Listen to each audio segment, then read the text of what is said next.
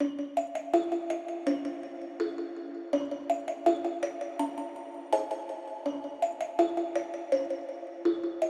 Christy. And I'm Kathy. And this is The Psychic And the Skeptic.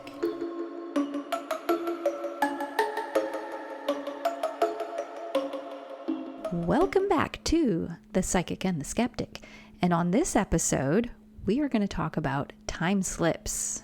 Very interesting topic, by the way. Yes, I'm excited about this one. We have some cool pictures to talk about, which I know this is a podcast, so we're going to have to be real creative with how we describe these pictures, but some of you may have seen them.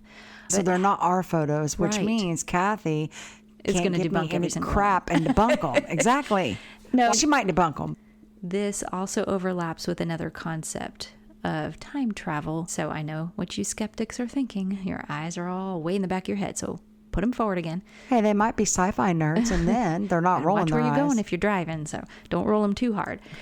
But first, this is our first episode after Thanksgiving. Gobble, gobble. We hope you all had a nice Thanksgiving break and had some good family time. Have you got your Christmas shopping done? Because it's like, 3 weeks away now? Oh, don't even tell me now. I know, girl. I start shopping for Christmas in July, June or July, just so I don't have to be so broke the month of Christmas. But see, when I do that, then I forget what I got somebody and I might get it twice. Okay, so I did that last year. You know what I did? I bought my son a new Xbox controller, and it's the Elite one. So it's a high dollar one. So my son, he was 13 at the time, getting ready to turn 14. So I have to hide stuff really good. Well, I hid it, and I thought I was missing a gift to bring out. And then here about 2 months ago, I found it hidden in my closet, and I was like, oh, yeah. Oh, no. That was supposed to be a Christmas gift for him. Crap. Wait for the last minute. Exactly. Last minute sales. Moral of the story, don't hide stuff so good that you forget where you hid it and you can't find it. Well, I don't really have that problem. I hope you all had a nice Thanksgiving, enjoyed some good family time and some good food. Also, I hope you enjoyed our bonus episode, Kendall's Revisited. Yeah. So let us know what you thought. And hopefully you didn't gain 10 pounds over the holiday. Yeah. So we're going to dive into time slips. Let me explain that one for you. A time slip is an alleged phenomenon in which a person or group of people suddenly and briefly experience a shift in time, appearing to move to another period in time. Usually this is back in time. And then they return to the present. So this is something that happens pretty quickly, and you're right back to where you were.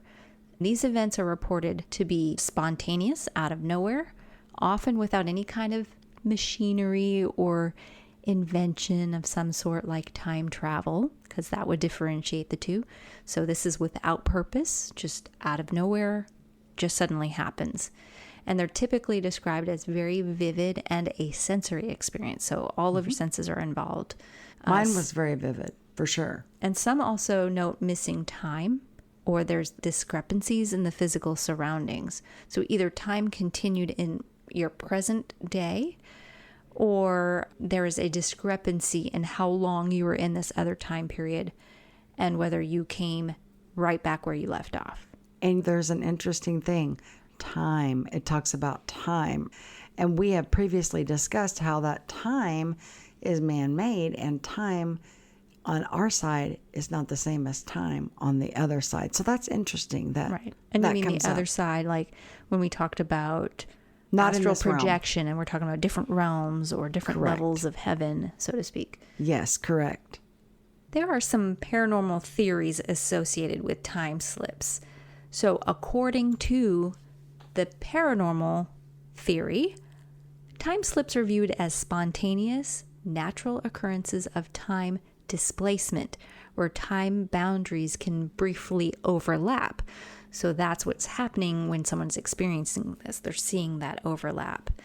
So it's thought to occur when past, present, and future coexist simultaneously. So this is a concept sometimes called layered time or veil thinning theory.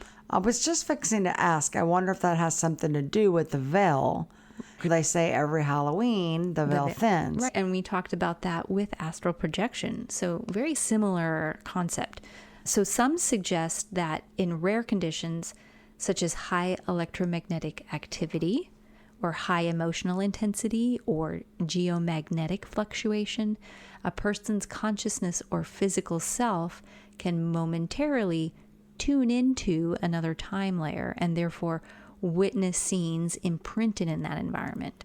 So very similar to a residual type energy.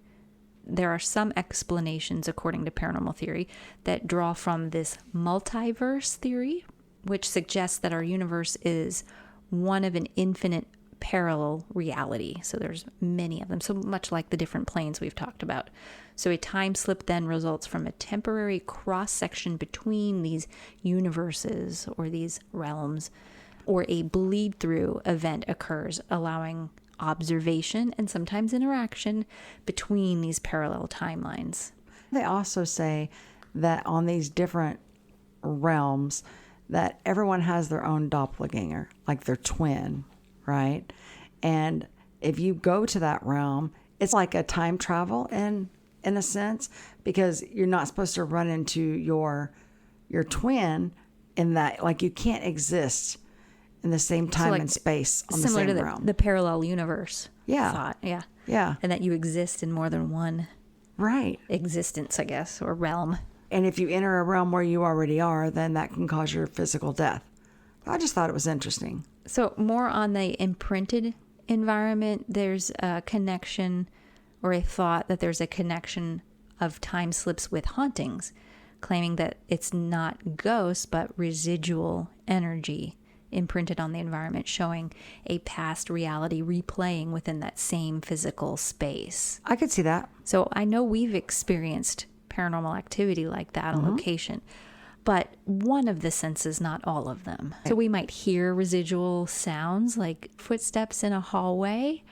We may feel and hear those footsteps at the same time. Even one of my favorite paranormal experiences.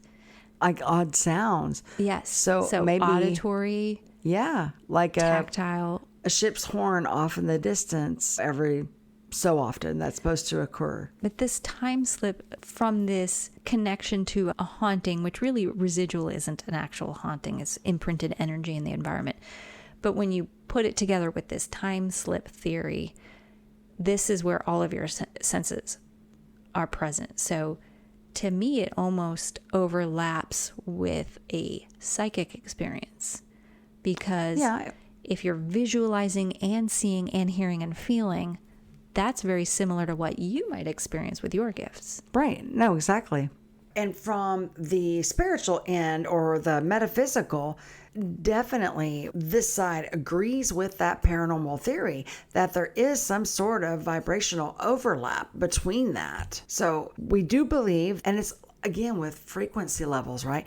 When these frequency levels align, the psychic or sensitive can actually tune in to different eras. Now, I don't know how much of that I fully believe, but I do know there's some sort of truth in it. I just can't say 100%. So normally the experience is spontaneous and brief, but you think people can take themselves, almost like time traveling in a psychic or spiritual way when the conditions are right. I do think there's some boundaries and restrictions, though, where you can't reach every place just because there's some things that sensitive people are just not supposed to know. It's almost like crossing that boundary line, and you just can't go there.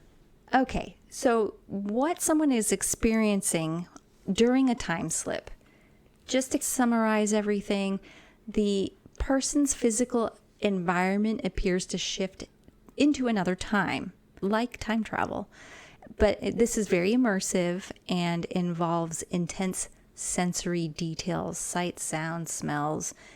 Usually it's not intentional. This happens just out of nowhere, spontaneous. The person just stumbles into the event without any warning. It typically is brief, so it lasts from a few seconds to even a couple of minutes before the person returns to the original time. So I guess this would be like you can teach yourself to lucid dream, but you can't teach yourself had a time this slip. time slip. And I think that's why they call it a slip. It's like you slip into it and you slip right back out. So it's a real brief moment, just a few seconds most of the time. That makes sense. You just happen to be caught up in this wrinkle in the time and space continuum. Those are just some of the ways that it's explained. This is different than maybe what somebody might think of a psychic vision. Because one is time travel, but this is a psychic vision is something different. How would you explain the two?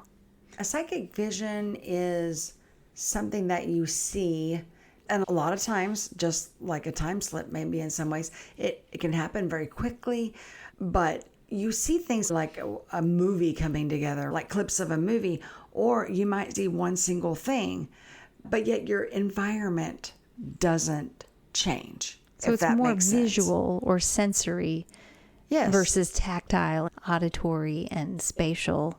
Yes and senses. no. I have experienced all of those while I was having a psychic vision. Okay. But I know that it's a vision, if that makes sense. And I know that my body didn't just slip into some realm somewhere. So with your experience, this usually involves communication from spirit, right? Yes. And that is another big difference. And I'm glad you brought that up, because you do not have the spirit communication through a time slip. But with a psychic vision, you normally do. Not always, but you normally do, because spirits can show you things. They can show you places, et cetera, et cetera. So yes, that is the big difference between that time slip and that psychic vision. Yeah, because when you describe or you're picking up on spirit when we're investigating in a paranormal location, you often describe things like, I feel like I see this car and somebody's inside it and they're having an argument, and all of a sudden I feel this heavy feeling in my chest. So these are all like visions, but it's what spirit is trying to show you that happened to them. So they're taking you back in time to the moment of their death, so you can either empathize or understand what they went through. Yeah, and not just taking them back at the time of their death, but they can also take you through periods of their life. And again, it's like watching a movie in a sense. You see a clip here and a clip here and a clip here, and you put them all together and you got one full movie. I've heard some psychics describe the vision as being symbolic sometimes. These psychic visions that aren't necessarily like a time slip, meaning they show you something from your own memory that triggers something in their experience. And I think that could be because they're trying to relate. Right. The spirit is trying to relate with that psychic. So that way, and again, remember, it's all about those frequency waves and the levels that those spirits are on. So it's like a way of identifying, a way of being like, hey, this is true. This is really the real deal. So how would you explain the nature of that experience in a psychic vision? How do you know the difference? How do you know if you're in a time slip or just experiencing a psychic vision? Because again, like I was saying, it's more of that internal knowing, that intuition. And when you see something, it's like that movie playing in your head. It's more of like a perception that you're given rather than you taking a physical journey somewhere, like your body going somewhere. In a time slip, it's usually, it just happens. It's spontaneous. You don't intend for it to happen. But do you have control over these visions? Can they be intentional psychic visions? Can you control whether you have one or not? Or is it usually just sprung upon you? Usually sprung upon me. And I think that's why sometimes people get them confused with the time slips. And you've seen me on investigations. Whenever I get something, I might say, I just got this little quick flash of this or quick flash of that. If it is a time slip or if it's basically a psychic vision. Right. And here in a bit, I'll give an example of both that I've had in my experience. A time slip is going to be that overlap in your different realms, but what you're experiencing in a psychic vision has a different origin, right? So it's coming from that communication or clairvoyance, ESP, clairaudient, extrasensory perception. Do you have an example, or do you have your own personal experience? I know you've had plenty of psychic visions, but have you ever had a time slip experience? I do believe I have, yes. Okay, so give me an example of each so we know the difference. Okay. For example, my time slip experience. I was in Guthrie, Oklahoma. You were there, actually. We were on the street that has the Pollard Theater, and I can't remember the name of that street, but anyway. Oh, yeah. It's historic downtown Yes. Guthrie. Our Old saloons around and shop. old red brick Yeah, we were going to buildings. lunch, right? I think so, We were yeah. going out, or we were going to eat dinner before an investigation out there or something. Yes. Yeah. And what I had done is I was waiting on, I don't know, someone to get out of the car or get something or whatever. And I happened to just look, and I suddenly seen this whole street transform. I saw people walking back and forth in front of these storefronts, and the ladies had these umbrellas to keep the sun off of them. Parasols? Huh? The parasols? Yes, thank you. Yeah. I just call them umbrellas, but Yeah. yes, that's the proper term.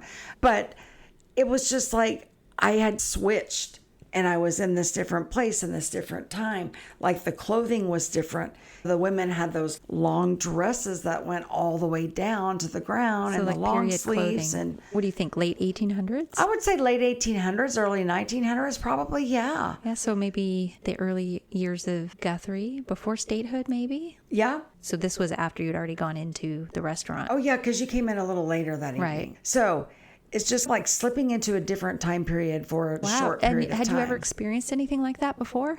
Yes, I have. I had another residence where I was in the backyard of this home, and suddenly I saw that it was daylight, and right in front of me was a whole line of Native American warriors. And without getting into too much detail about that case, it just seemed so real. And the night, again, like I said, changed today. The warriors were there, and I was expecting an attack. And then it was done. Came right back. I wonder if that was more communication, if you were there for an investigation, and if there was spirit trying to a psychic vision. Yeah, we were there for an investigation, but I wasn't in direct communication with any spirit at the time. Okay. I was just outside kind of walking the grounds. Wow. There's a good example of the time that I had this psychic vision, and it could be somewhat, I don't know, mistaken for a time slip, but it was for that Nakoma Park investigation that I did way back in the early 2000s. I saw this guy named Mark stick his head out around the corner, and I was like, we need to go to the bedroom. So we went from the kitchen to the bedroom, and not too long after doing that, I was in communication with Mark. I was learning about his life, what happened to him, etc. And I suddenly saw the whole room spin a full, like it There spun you go, spinning again. 2 or 3 times. Yeah, it spun 2 or 3 times around. Then it was suddenly daytime. The windows were open. I could see the breeze coming in with the windows flapping. I felt the heat and the humidity from outside. And I knew the date was August of 1977. Don't ask me how I knew that, but I just knew that. I believe that Mark gave me a vision of what happened to him. And when he first entered that room, what it looked like, what it felt like, what it smelt like, because I experienced all that firsthand. So again, with the people in Guthrie, I wasn't in communication with anybody. When I saw the line of the Native American warriors, I wasn't communicating with anybody. So this is how I would say the differences are and how one can tell them apart. Yeah, so one's communication and the other is simply slipping in and out of a different time period. Yeah, and it usually happens so quick. I don't think you can really even put a duration of time on there. Ancient cultures, they spoke about behaving differently in the spiritual or in some sort of enchanted place. It's also in Celtic folklore. When we look at fairy mounds, it's in Japanese legends, like the Urashima, 8th century, it describes a fisherman. He visited an undersea palace for what felt like days, only to return, and centuries had gone by. So it's even in Hindu texts with different stories. So it's been around for a very long time. Now, has it always been known as time slips? Probably not, but it's been here way Wow. I feel long. like everything seems to go back to ancient times. right? All of these portals or this travel and movement and realms. I also did find the most famous of these time slip cases. It started in 1901, and it was called this is a French word, I'm going to butcher it, Versailles. Versailles. See, I told you. Petit Trianon in Versailles. Yes. The Versailles time slip. So you have these two ladies, and they were visiting the gardens of Versailles, and the two women reported suddenly finding themselves in what appeared to be the 18th century. They described seeing people in that period clothing, and one woman even resembled Marie Antoinette. If anybody knows their French history, even though I can't speak it, I know a little bit. Marie Antoinette was the queen of France at one point. And I actually visited Versailles this summer. Really? And those gardens are huge. And it's like a maze and a labyrinth out there. And she actually had a house off the palace. She had a separate house. Oh, so aside. Her house is still standing to this day? Oh, yeah. The whole palace is all still there, but these gardens are just immense. Wow. So I wonder if she just lots loved of flowers. people around, too. The skeptic in me wonders if there were people still dressed. This is 1901. What kind of style did they still have? Were they just confusing Old-fashioned. somebody from the 18th century, or what do you call it? They said 18th century. Mixing up the 18th and 19th, or what is it? So if this is 1901, Yeah. we're talking about the 1700s. So, yeah, I guess Marie Antoinette had very different styling in clothing. Oh, yes. She's obviously very recognizable. There's artwork all over the palace. Oh, yeah. Somebody in the grounds as looking like somebody from the 1700s. I wonder if they had people in dress-up period clothing reenacting or anything like that going on. Oh, I see what you're saying. You know what? I actually watched like a little documentary on this. That was one of the theories, that maybe it was someone else that was dressed up for that time period. I don't know. Still, Right. it is documented in history, this happening, or these two women coming forward. Significant enough for somebody to write it down. Yeah. For sure. Then in 1935, you've got the airfield time slip. This is actually in Liverpool, England. So while flying over a disused airfield, a man named Goddard saw it fully operational with aircraft painted in an unfamiliar yellow, and mechanics, they're working on the planes. They were in blue overalls, and there was this configuration that didn't yet exist. So 4 years later, the airfield was reopened, and it had those exact same colors, the same blue uniforms. So another historical documented case there. So he saw the future. He in did. that sense. He absolutely did. And with time slips, Yeah, be past. you can go, past or present. Future. Future. Yeah. Then in the 1950s, we don't really know the exact year because it's disputed, but you had the man from Tokyo, Japan. I can't pronounce that city name, so I'm not going to try to butcher it. Tared? Yeah, something. I pronounced it anyway. So you have this traveler. He allegedly arrived with a passport from this city, and at the time it was a country that wasn't recognized by any nation, but yet his documents and stamps appeared to be very authentic. And then the man vanished from a guarded hotel room, mind you, while under investigation. So I'm wondering, did they arrest him? Maybe it was a counterfeit document, which at that time there were lots of documents still left over from World War II, Could have been. fraudulent.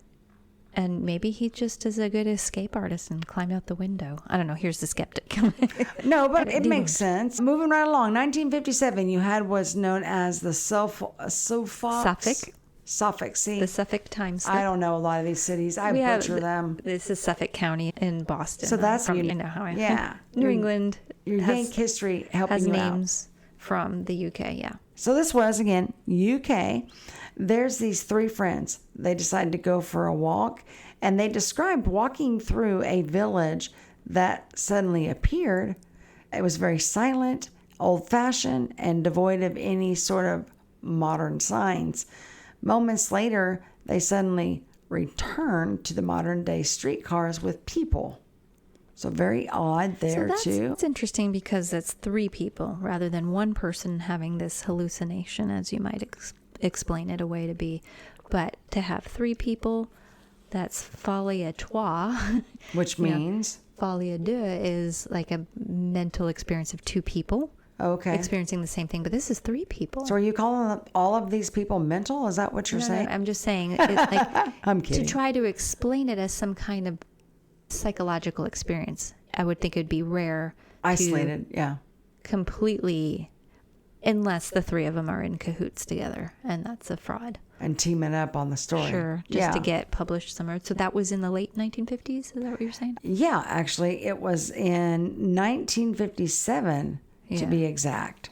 But then they returned to modern day. Yes.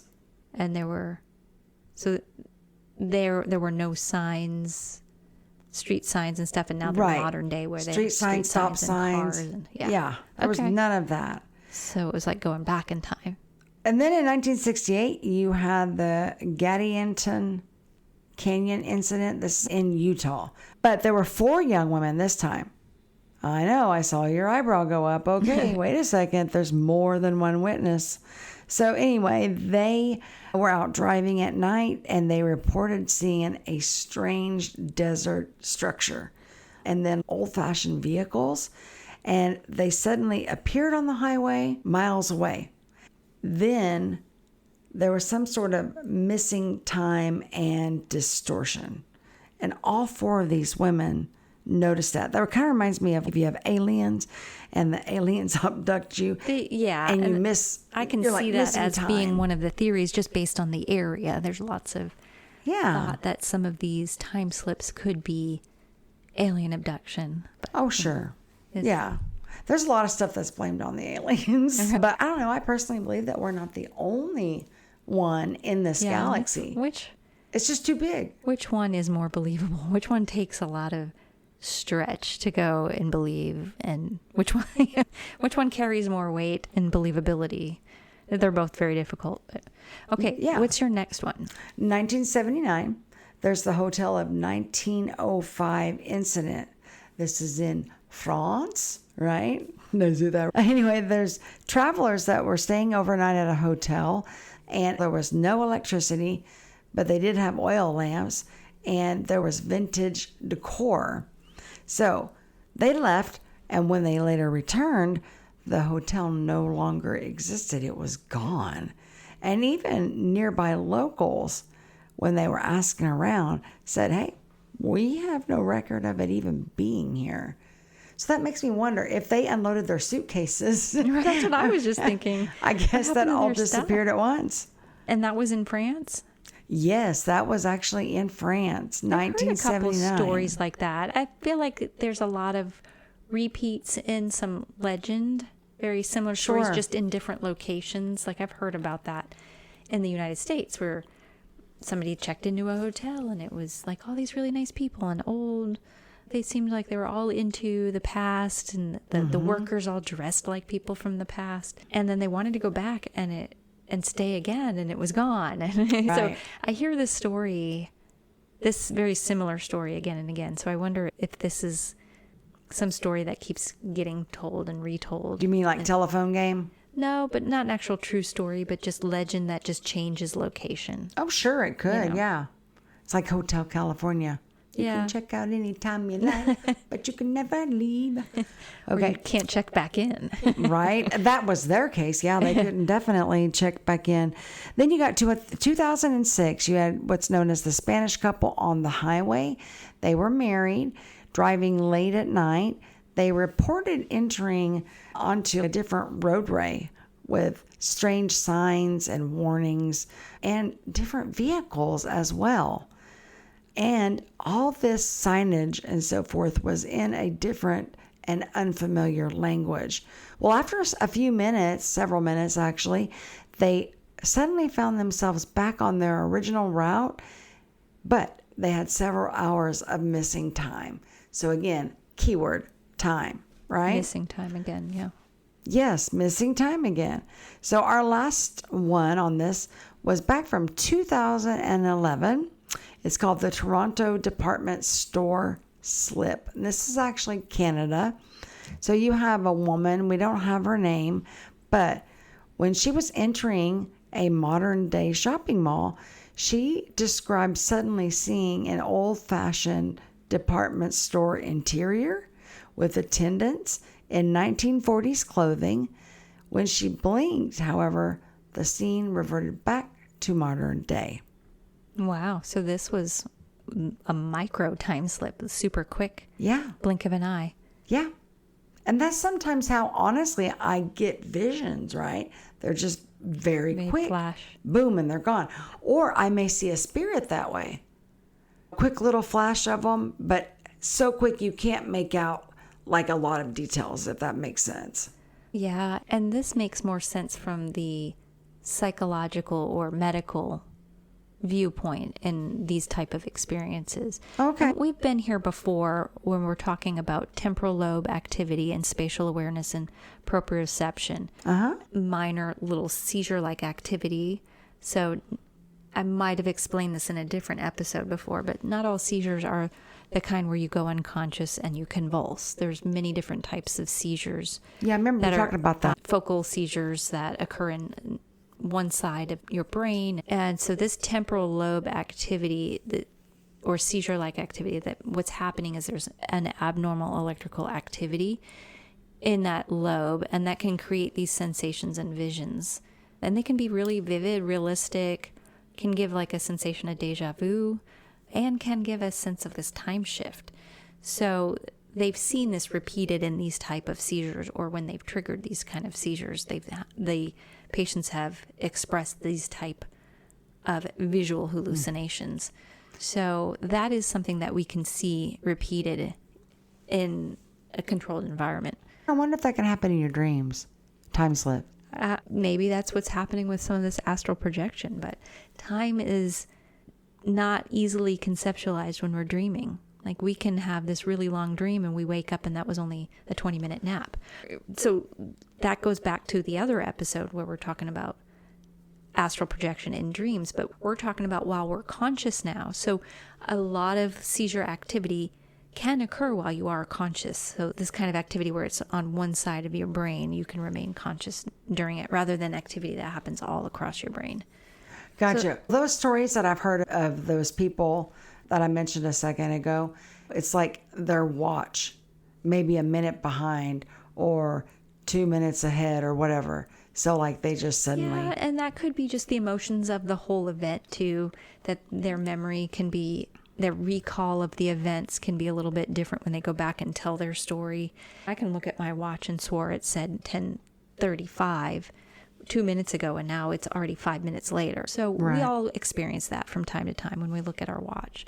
We could have not really been paying attention to it, and then we look again with more intent and see something completely different than what we saw before. You can easily explain that away. Our memories are definitely flawed from time to time. But that's another explanation too, is memory reconstruction and suggestion. So under stress, fatigue, strong emotions, the brain may merge memory fragments and environmental cues, creating a convincing but false sense of another time. And I'm just using your experience as an example, your Guthrie experience. Yeah. We're getting ready to investigate a historic location. We're in downtown historic Guthrie. It's easy for our minds, and maybe you need an MRI on your temporal lobe because you have all these experiences. Just teasing. Are you saying my temporal Maybe you lobe's need a an little EEG. wacky? You might be having mini seizures, Christy. No, actually, But no. if there's a memory involvement in all of this, maybe that's that thought, and you're just feeling in the moment, and your temporal lobe misfire in that moment, and you experience this. So just to say, here about a year ago, I wore this crazy cap for 3 days, and I got tested to see if I had seizure activity at all. None showed up, by the way. They didn't catch one while you were wearing it. Oh, wow. I wore it 24/7, by the way. You don't always have these experiences. Oh, my goodness. I know. I have a lot of experience with seizure monitoring. We've had people in the Right. hospital for days, and we try to induce seizures, and it can take a long time. I'm just to saying get it the wasn't nerve. a seizure. No, and I'm with you on that. There's a lot we can say on the skeptical viewpoint, and sometimes even the skeptic explanation to try to debunk is quite a stretch, just as much as it is a stretch to have the experience. So something else I wanted to mention concerning time slips is that there has also been reports of people seeing someone suddenly disappear and then reappearing. This would be the person who is experiencing the time slip that's appearing and reappearing. So they go somewhere. They might not be in the time slip, but they're watching someone else go through a time Correct. slip. Yeah. And there's pictures all over the internet, which I can't wait to get to and talk about. We mentioned that earlier, but those are Right. fun to debunk. But yeah, that's another viewpoint on this whole phenomenon. But that's referring to time travel in a way. And so I, as the skeptic, need to present the scientific viewpoint. And it's not possible to disprove time travel when you look at physics and how physics explain things, and without getting too complex here, because physics, yeah, it's a whole different language. It's a philosophy in its own. But physics doesn't definitively disprove time travel, but strong theoretical arguments, particularly the grandfather paradox and the second law of thermodynamics, make time travel to the past highly problematic. But mostly it's this second law of thermodynamics. Okay. This law creates a barrier to time traveling because it says that in order to time travel, you need to travel faster than the speed of light. So there's a barrier there with that in the sense that we don't have a way to travel faster than the speed of light. So it's deemed impossible, and the models are constrained in how we could even develop that. Yeah, that makes sense. So you could go into the future by going faster than the speed of light. The faster you move through space, the slower you move through time, and there'd be like a time dilation. But again, we don't have ways to propulse ourselves that quickly, and this would be difficult to do an imprint on in time, in a sense. You'd be really just slowing down time, or out in space, time is different than what's on the Earth. So it's a paradigm that's really difficult to wrap your brain around physiologically and technologically. We don't have that way to do that. Yeah, we do. We have the DeLorean. As long as we keep the flux capacitor in there, we're good to go. Right. And really, there is a way to experience time travel. Okay, how? You can do that by going in my backyard right now and looking up at the sky at the stars.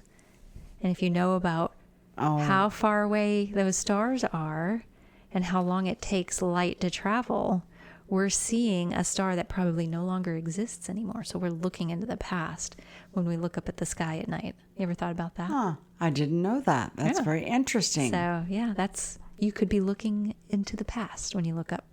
I've been educated now. So I always thought that was really cool when I learned that. Yeah, because I've never heard of that before. So there's this thermodynamics second law, which states that the entropy or disorder of a closed system can only increase over time. So what they're basically saying here is traveling to the past would require a decrease, like unscrambling an egg. So once you scramble an egg, you can't unscramble it. So they're saying that time is continually moving forward. So this is the reason why it would be impossible to go back in time. It's the only fundamental law of physics that gives a time direction, and that's only forward. You have heard, though, of books and movies all on time travel. It's almost like people want to make time travel possible. Yeah, we have this fascination with it. And I wonder if that has to do with like regret. So this grandfather paradox is a classic paradox where there's a time traveler that goes back in time and prevents their own grandparents from meeting, meaning that they would then never be born, and therefore if they were never born, they couldn't have gone back in time in the first place creating this contradiction here. Wouldn't that have made him be erased? He would never have even had the ability to go back and even do this in the first. Well, that's what I'm saying. It's the He would butterfly have been effect erased. too. If you go in and you change one thing, it changes all of future, which could potentially impact your ability or a thought to even consider going back in time in the first place. So it creates a really good premise for a movie or like a Black Mirror episode. Yeah. Yeah. So fun stuff for the movies, but not possible in real life. Gotcha. So let's take a look at some photos that are popping up all over social media these days. Oh, yeah. Here's the favorite part you've been waiting for, Kathy. I know. These are fun because it's really cool, and you wish that this was real, but I have an explanation for a lot of these.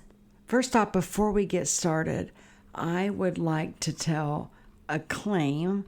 Since we're talking about popular photos, you've got the claim of Andrew Basiag. I can't pronounce his last name. But anyway, who is he basically? He ended up growing up to be a lawyer and an author, but he claims when he was a kid, he participated in what was known as Project Pegasus. Have you ever heard of that, Kathy? I don't think so. Okay, what it was is that Project Pegasus was a secret U.S. government program that used time travel technology. It's based off of the work of Nikola Tesla. Children were used for this project because they were supposedly more adaptable to the stresses of time and travel. So what this boy claims is that he was sent to Gettysburg in November of 1863 to see Lincoln's Gettysburg Address, and that he is this boy that's in this infamous photo. What time frame was he originally from? He was born in 1961, and he's still alive today. So if you count that up from the years, it's roughly he's about 64 years old today. Okay. But if you take a look at this infamous picture, because that's what this is all about, you see a black and white photo, and off in the distance you can see partially Abraham Lincoln, right? He's got a crowd of people around him, so it's not a clear view. And then closer to the camera, you have this little boy, guessing age, I don't know, 8 to 10 or 8 to 12. Yeah. I don't really know. But this Andrew guy, he swore that little boy was him, that he was sitting back and he got to witness this. So whether or not you believe that or not, I don't know what I believe. So how would you debunk this photo, Kathy? One, you can't really see any facial features. We don't have a comparison of a childhood photo of him in the same outfit in modern day. And if he went back in time and came back. Two, we don't really have a way to travel. We don't have a time machine. And I think if somebody invented one, they'd be super rich right now. Possibly, unless they were trying to keep it underground so it wouldn't fall into the hands of the wrong people. He was claiming that he was part of this CIA Pegasus thing. Who? And this Andrew guy, right? Yeah. He also claimed that he went to Mars, too. So I think the guy's a little cuckoo. I don't know. There's stranger things, I guess, people claim. It could be, and maybe these pictures don't do anything for him to help his cause. Yeah, there's no way to identify him. It's a blurry photo, and yeah, it looks like it's a period photo. It does. Looks legit, but it's black and white, and you can see you can see deterioration in it. Yes, you can. It's not well focused. Those cameras had long exposures, so everything ends up being blurry. But I'm not convinced. I'm not convinced either, because honestly, this little boy, it looks like he's dressed in the period clothing. And yes, he could have already got him some period clothing before he put on his coat to go to work. Yeah, he's supposed to blend in, but I just don't think you can time travel. But what other photos do you have? So moving on. And by the way, we will put all of these pictures on our Facebook and Instagram pages for you to view. So this next one, it's a 400-year-old undisturbed Ming Dynasty tomb. There you go. It was found to have the stone inside of it, which looks like a modern watch set. Oh, This has been debunked already. This one was photoshopped. But really? Yeah. That doesn't surprise me. And I think the story behind this one is they were saying that it said Swiss on the back, but you can see in the picture it looks like it's all corroded and there's no way you'd be able to see writings on it. And the story also said it was 10:05 a.m. It's an analog watch. There's no way you'd know if it's AM and PM. So the whole story is just... Wow. Yeah. I think part of it, they said that they moved something and it dropped. So somebody could have dropped it in there while they were looking. We found it. Yeah. Yeah. So the whole story. And plus, I think somewhere in the internet, they said they've already proven that it has been photoshopped. Huh. Okay. And that's the thing. You can't really trust photographs anymore because and now with AI, all the fake videos that look so real. Yeah. This next photo is really cool because I've seen this one recently circulate social media and lots of people had thoughts about this one. Were they falling for it, were they? There's lots of debate on it. This says this image comes from the Browlorne Pioneer Museum. Uh-huh. And it shows the reopening of the South Fork Bridge in Gold Bridge, British Columbia in 1941. However, there's a guy in the picture.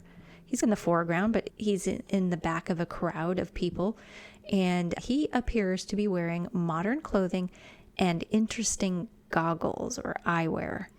So yeah, sunglasses. He also is, if you zoom into the picture, it actually looks just like aviation goggles with some side protection. I know what you're talking about. And the British Army also had some dust goggles to protect during dust wind, depending on where you're flying in maybe desert areas and with lots of sand. So they look like sunglasses with a side view. And I've been on eBay and there's all kinds of antique old 1941 style glasses. But some of the debate online, people were talking about the camera in his hands too, and the clothing he was wearing, and the fact that he's not wearing a fedora hat like all the other gentlemen. Oh, I didn't even notice the camera in his hand. Yeah, he's got an old camera, and you can look back. There's a Kodak camera from 1941 that looks very much like the one in his hands. So it's a 35 millimeter type camera. We're not talking about digital cameras or iPhones or anything. But I think people weren't really aware of what camera technology looked like back then. But that is appropriate to the period. But he's also not wearing a blazer and a tie and a fedora hat like the other men in the photo. Yeah, but maybe it was his day off. When you look at what he's wearing, it looks like a t-shirt, and some people think it's a hoodie, but it's more of a wool sweater type with a fluffy collar area. Like he's wearing like a cardigan. Yeah, kind of like a cardigan sweater, but a big fluffy wool one. Yep. But there's a t-shirt with an M on it. There was an old hockey team from the late 1930s, early 1940s called the Montreal Maroons. Oh, what a name. Their shirts and their sweaters look exactly like the one he's wearing. Oh. That has been debunked. That is not a modern day t-shirt. So are you thinking that he was photoshopped in? No, this is a real photo. But all of the stuff that people say don't fit with the fashion of the people around them makes him look like he's futuristic. These futuristic goggles and a modern camera. But this camera, if you were to look at it close up, you could see the details are from that era, but it's very similar to your typical Nikon or Kodak 35 millimeter camera from modern day. Wow, okay. So just smaller lens, and of course the t-shirt and the eyewear was what made people think he didn't quite fit in, and he looked a little too modern for some people, but That is an authentic photo, and that does appear to be a period appropriate attire. Okay. Moving on for our next one, it's a 1938 video of a woman, and they're saying that this could hint at possible time travel. It was shot over 8 decades ago. The video features a normal day for the factory workers in 1938, but for one woman, she catches your eye because in her right hand, she's holding something up to her ear, and they believe that to be a cell phone. And I remember, I've seen this picture before. Right, actually, I've seen the video. I remember them walking by, and it happens pretty quickly, and her hand goes up. But she's got something in her hand that looks very much like what the woman in front of her has in her hand. Could be a hat, could be a little You're right. little wallet or a purse, and she just happens to be She up puts it by up her to the ear. side of her cheek. Yep. Yeah, for sure. I can see how that could be mistaken for a cell phone, though. Definitely. Good on your debunking, Kathy. All right, so this next photo that we have is a photo that comes from 1943. I'm not even going to try to pronounce that that's word. Iceland. I think that's the capital in Iceland. Oh. Reykjavik, or I don't know how to say it. I don't Reykjavik. know. R-E-Y. Yeah, it's Icelandic. That's the most difficult language in the world. Yes. But And they're anyway, proud of it, as they should be. It's a very cool language. yeah, a man can be seen standing next to deployed U.S. soldiers during World War II. The photo was posted in an Icelandic Facebook group where people debated if he was really holding a cell phone or not. So yeah. This one, when you zoom in, much like the last one we were looking at, I don't see anything in his hand at all. And plus, he's off in the distance in the photo, so it's really small. You have to zoom way in. This photo is very clear. I doubt the authenticity of this just based on looking at many photos from that time period not being as crystal clear, especially with people moving. Yeah. People walking on the That's gonna sidewalk, blur you it. usually have some kind of blur with these older photos. yes. So I don't know if the photo is authentic to begin with. It's clear when you zoom in that it doesn't appear that there's anything in his hand.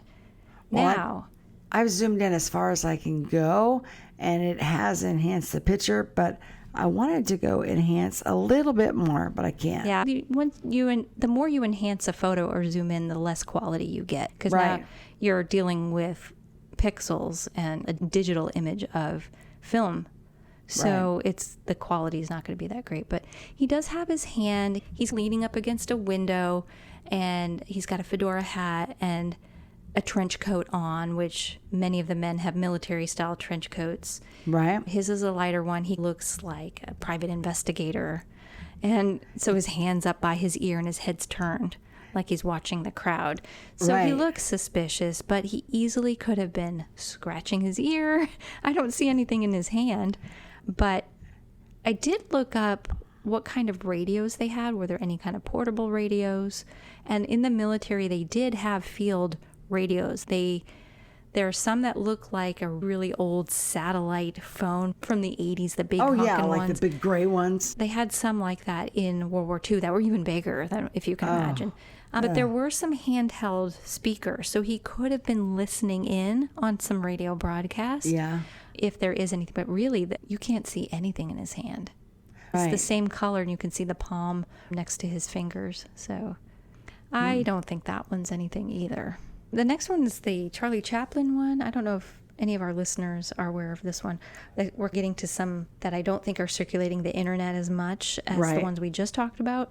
But there's supposedly an extra in the background that looks like he's also on the phone. So all of these pictures, people get suspicious because we're imprinting our own impression of what we think is normal body movement behavior for us today. Everybody's always on a phone. Everybody's looking down at a phone.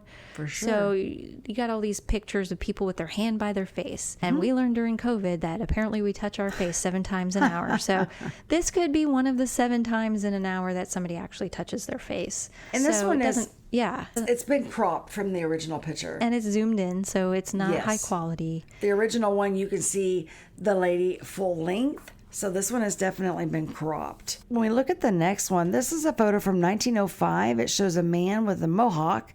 Of course, the mohawk is modern, and it's a modern type hairstyle. is Well, what I'm, so in 1905, if anybody had a mohawk, they likely would have been of native descent.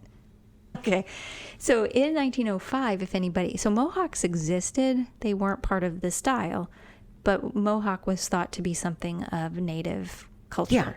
This actually doesn't look like a mohawk because his hair is not standing up. It's actually laying flat on his head, but a very short side haircut was a common thing to do. And it was still common today, that buzz cut, that fade.